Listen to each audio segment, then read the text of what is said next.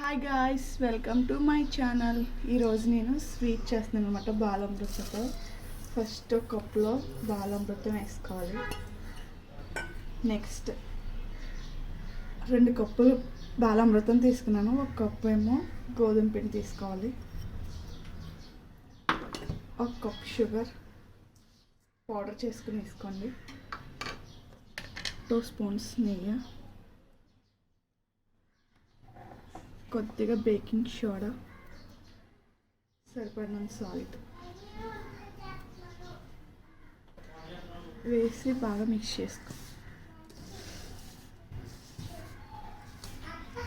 ఒక ½ కలిపేసి పక్కన పెట్టుకున్న తర్వాత వేద్దాం బిస్కెట్స్. ఓకే, పక్కన పెట్టు. చపాతీ ముద్దలా చేసుకొని ఒక ½ పక్కన పెట్టుకోవాలి.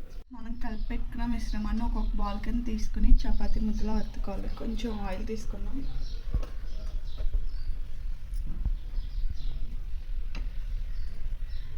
కొంచెం స్ప్రెడ్ చేసుకొని చపాతీ ముద్దలా చేసుకోవాలి.